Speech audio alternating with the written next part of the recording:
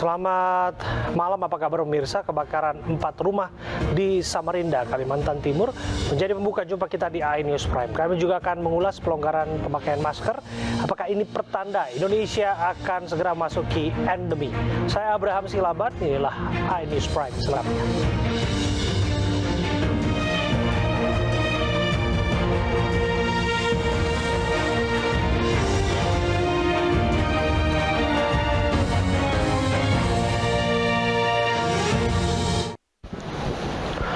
Kecelakaan maut antara kontainer dan truk box terjadi di Jalan Solo Semarang di Teras Boyolali, Jawa Tengah pada Selasa pagi. Akibat kejadian tersebut, 2 orang meninggal dunia.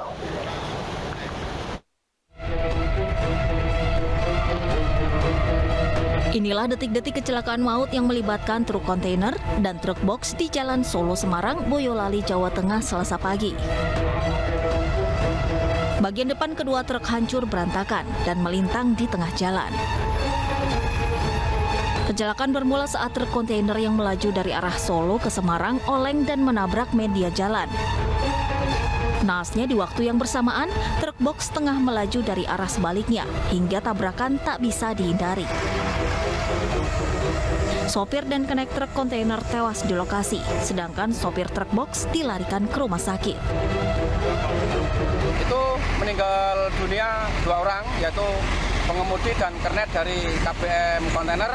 Sedangkan untuk pengemudi dan kernet dari PT Gudang Garam, alhamdulillah dalam kondisi selamat, namun tetap kita periksakan ke Rumah Sakit Indrianti. Akibat kejadian, arus lalu lintas dari Solo menuju Semarang dan sebaliknya macet selama 2 jam.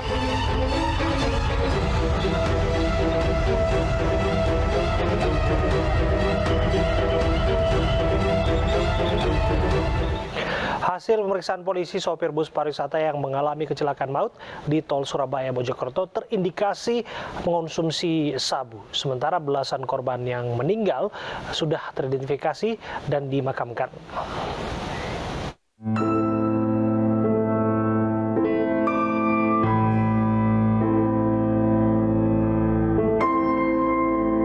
Pasca kecelakaan bus wisata PO Ardiansyah, Korlantas Mabes Polri dan Polda Jawa Timur kembali melakukan olah tempat kejadian perkara lokasi kecelakaan. Dengan alat Traffic Accident Analysis, polisi mengukur lokasi 100 meter sebelum kecelakaan dan setelah lokasi kecelakaan. Hasilnya, polisi tidak menemukan tanda-tanda bus melakukan pengereman. Tim olah TKP menemukan benturan dan gesekan sebelum menabrak tiang reklame. Hal ini menandakan jika diduga kuat sopir mengantuk sebelum menabrak. Hari ini kami memberikan asistensi terhadap kecelakaan di jalan tol. Dalam arti kami mencari bukti-bukti tambahan, nanti akan kami koordinasikan dengan penyidik jajaran Polda. Sementara sopir bus maut hingga saat ini masih menjalani perawatan intensif dengan penjagaan ketat personel polisi di Rumah Sakit Citra Medika Tarik, Sidoarjo, Jawa Timur. Kondisi sopir berangsur membaik, namun dari hasil pemeriksaan dan tes urin, sopir bus terindikasi mengkonsumsi narkoba jenis sabu. Hari ini kami mengambil darah untuk kita kirim ke lab 4 untuk memastikan kandungan apa yang ada di pengemudi ini. Seluruh jenazah korban yang telah teridentifikasi disolatkan sebelum dimakamkan. Jenazah dimakamkan di tempat pemakaman umum Kelurahan Benowo, Surabaya, Jawa Timur. Di antara belasan jenazah korban terdapat 4 jenazah yang dimakamkan dalam satu liang lahat karena masih satu keluarga. Sementara belasan korban luka masih dirawat di sejumlah rumah sakit di Mojokerto dan Sidoarjo. Mereka umumnya mengalami luka ringan hingga berat. 2 diantaranya dalam kondisi kritis.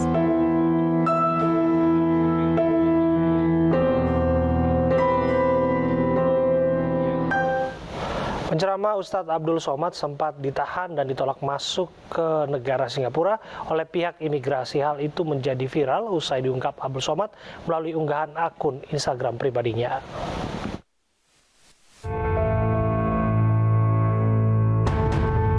rencana Ustadz Abdul Somad atau UAS berlibur bersama keluarga ke Singapura kandas setelah ditolak masuk ke negeri singa itu oleh pihak imigrasi.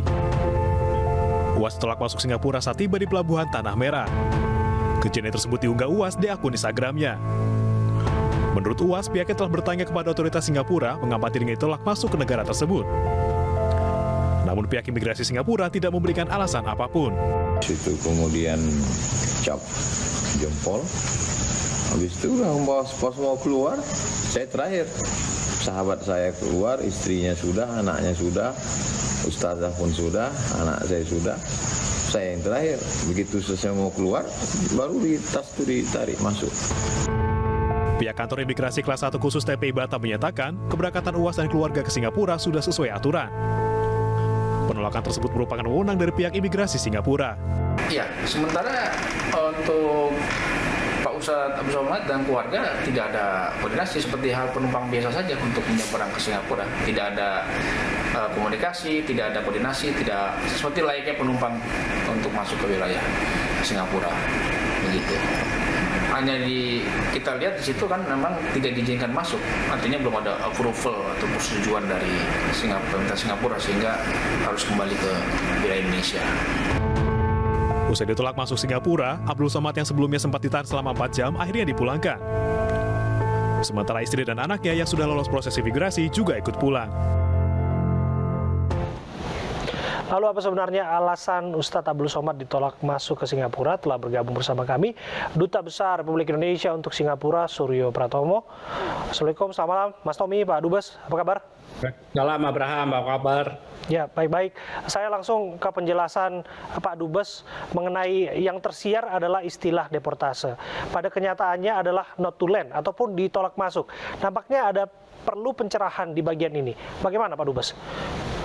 Jadi memang Ustadz Abdul Somad merasa dideportasi, karena itu ketika kami mendengar informasi ini, kami langsung menghubungi pihak ICA, Immigration and Checkpoint Authority Singapura, untuk menanyakan apa betul Ustadz Abdul Somad itu dideportasi. Nah, menurut penjelasan mereka, yang ada itu not to land atau refusal of entry to Singapore. Dan memang ada formnya yang dikirimkan oleh pihak ICA bahwa memang ditolak masuk karena tidak eligible berdasarkan aturan baru yang berlaku di Singapura. Nah, ini yang kemudian Presiden tadi sore meminta kami untuk menyampaikan nota diplomatik, menanyakan kepada pihak Kementerian Luar Negeri Singapura mengenai apa sebetulnya yang disebut tidak eligible untuk masuk Singapura itu. Sebentar, Pak Dubes, Anda sebutkan pengiriman nota diplomatik kepada Kementerian Luar Negeri Singapura itu adalah permintaan langsung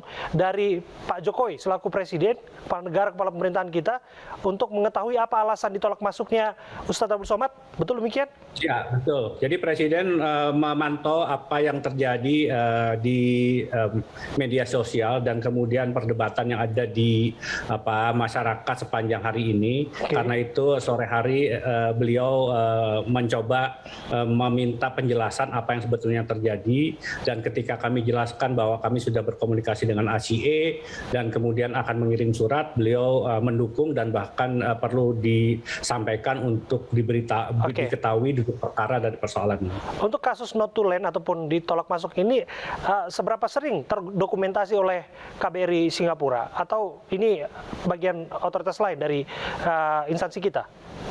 Not to land sebetulnya banyak terjadi di Indonesia. Misalnya orang-orang dari Afrika sering ditolak untuk masuk. Di Singapura juga banyak dialami oleh orang-orang dari Asia Selatan. Di Malaysia bahkan warga negara kita banyak sekali yang dicurigai sebagai pendatang kemudian ditolak untuk masuk. Jadi not to land itu sesuatu yang umum dan biasa terjadi di pihak imigrasi dimanapun berada. Bahkan di negara maju yang menerapkan sistem visa, orang sudah mendapatkan visa pun bisa ditolak untuk masuk. Oke, sejauh yang kita ketahui berdasarkan undang-undangnya, dan itu sudah jadi prinsip bahwa itu kan kedaulatan dari negara yang bersangkutan, dan kemudian itu adalah diskresi imigrasi. Tapi apa yang Anda sampaikan, dalam berbagai banyak kasus ada kesan keistimewaan yang didapatkan oleh Ustadz Abdul Somad, sehingga pada akhirnya ada nota diplomatik yang dimintakan, diteruskan kepada Kementerian Luar Negeri. Bagaimana Anda menjelaskannya? Kalau memang kasusnya besar seperti usaha Zoma dan juga kasus-kasus yang lain, kami biasa melakukan mengirim TPN atau nota diplomatik itu. Itu pun sering dilakukan oleh pihak kedutaan Singapura di Jakarta berkaitan kalau ada orang Singapura yang tidak diizinkan masuk. Jadi sesuatu yang biasa dalam tata krama diplomatik, sesuatu yang ingin diketahui lebih jelas supaya kemudian ketika kita menyampaikan kepada publik, dasar pertimbangannya itu jelas, bukan sebuah reka-reka biasa. Nah, itu dia, bahwa sampai dikirimkan nota diplomatik itu juga akan menjadi pertanyaan publik juga kan, bahwa pada akhirnya yang bersangkutan Ustadz Abdul Somad bukanlah pejabat publik, dan tujuan berkunjung ke sana adalah tujuan pribadi untuk liburan begitu. Dan Anda menyebutkan ada berbagai kasus juga warga negara kita juga yang barangkali juga mereka butuh penjelasan juga, apakah mereka juga bisa dikirimkan nota diplomatik yang sama, perlakuan serupa, equality before the law, semua sama di mata hukum. Oh iya, tentu. Sekali lagi, tugas dari KBRI itu kan melindungi dan melayani.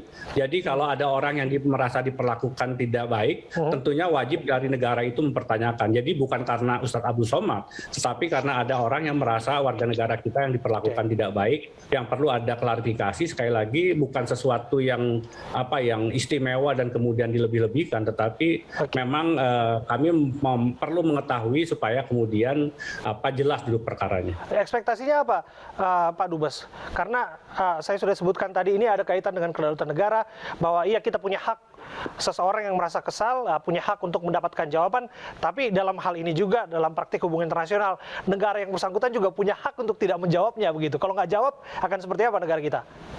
Ya, itu juga sesuatu yang umum terjadi dalam sisi diplomatik. Jadi banyak hal dalam tata krama diplomatik itu yang akhirnya kita juga harus bisa memahami. Tapi intinya apa yang menjadi hal-hal yang menjadi concern kita sudah kami sampaikan untuk menunjukkan bahwa negara ketika ada hal-hal yang terlalu obvious dan kemudian membutuhkan klarifikasi, kami sudah melakukan peran itu.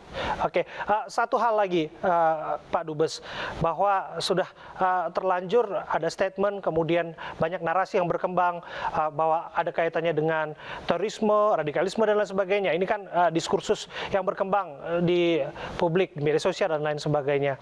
Apa yang ingin Kedutaan Besar Republik Indonesia di Singapura jelaskan mengenai asumsi-asumsi yang dimaksud? Ya, sejauh ini sekali lagi yang tadi saya katakan, form yang ada di imigrasi Singapura itu tidak menunjukkan hal-hal berkaitan dengan itu. Yang ditetapkan terhadap Ustadz Abdul Somad adalah ineligible untuk bisa masuk sesuai dengan peraturan keimigrasian. Nah, tentunya sekali lagi kami mencoba mencari tahu apa yang ineligible itu supaya kemudian di kemudian hari bisa kita perbaiki juga.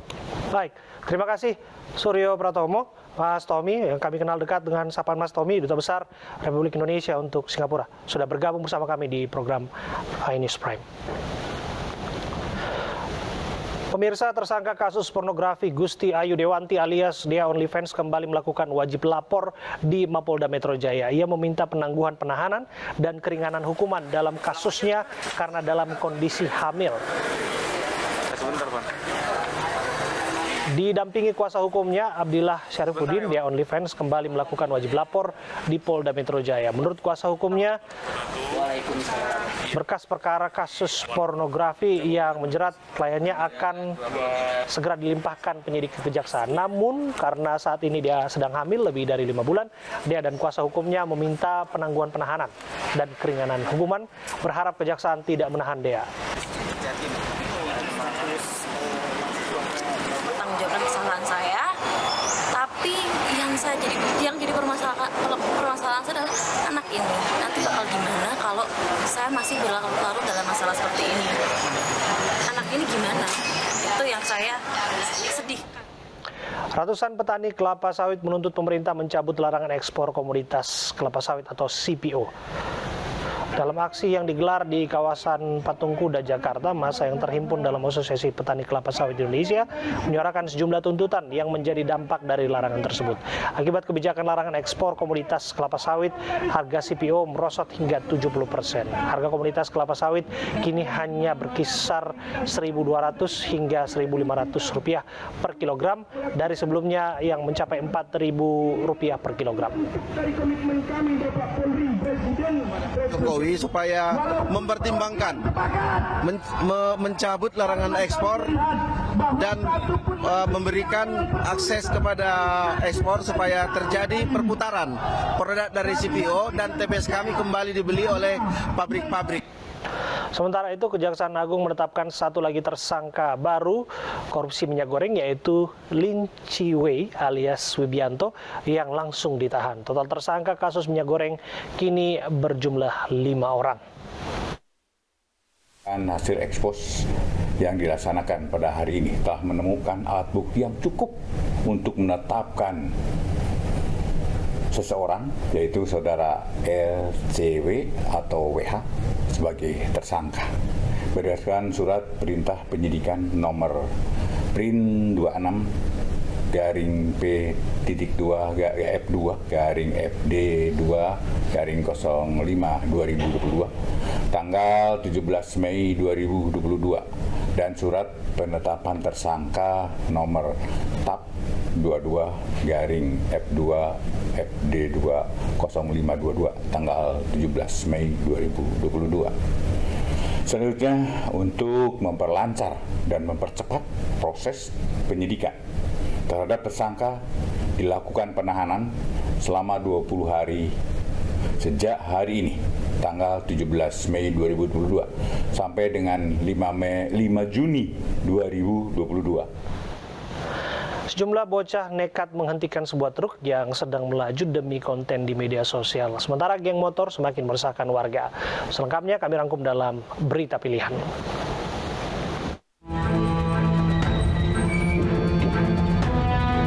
Sekelompok bocah nekat menghadang truk yang sedang melaju kencang di Bintaro, Tangerang Selatan. Aksi mereka membahayakan pengendara. Mereka pun terekam kamera pengemudi truk dan viral di media sosial.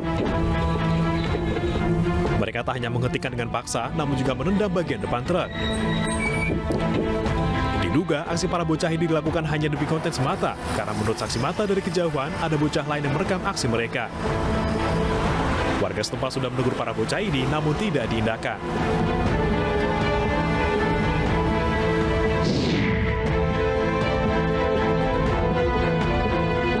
Sebuah truk tangki bermuatan 15 ton gas LPG milik Pertamina terperosok ke dalam parit di Sukabumi, Jawa Barat. Truk tangki milik Pertamina ini terperosok masuk ke pinggir parit di Jalan Raya Sukabumi Bogor, tepatnya di Kampung Cibeber, Desa Tenjo Ayu, Cicurug, Kabupaten Sukabumi. Beruntung cairan gas LPG yang dibawa truk tidak tumpah ke jalan. Kecelakaan tunggal ini diduga karena rem truk tidak berfungsi.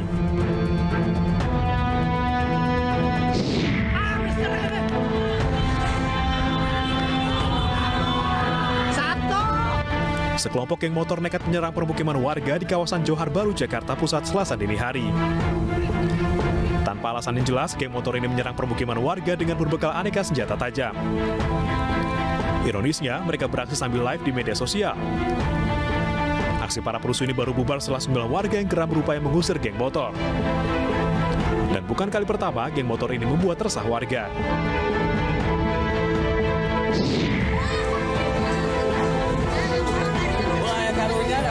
Video warga mengusir dan membakar pakaian perempuan yang bersuami 2 di Cianjur, Jawa Barat viral di media sosial. Wanita berinisial NN berusia 28 tahun ketahuan menikah lagi dengan UA, pria berusia 32 tahun. Padahal statusnya masih memiliki suami sah, yaitu TS berusia 42 tahun dan memiliki 2 anak. Warga yang kesal atas perbuatan poliandri lantas mengusir NN dan keluarganya dari kampung. Warga simpatik pada suami pertama yang sah dan kesal dengan perbuatan poliandri. Kelakuan NN terbongkar setelah keluarga suami pertamanya menyelidiki. Sementara suami sah langsung menyatakan cerai dengan menjatuhkan talak 3 kepada NN. Pemerintah melonggarkan pemakaian masker di tempat terbuka. Apakah pertanda kita bebas corona? Kami akan bahas usai jeda berikut.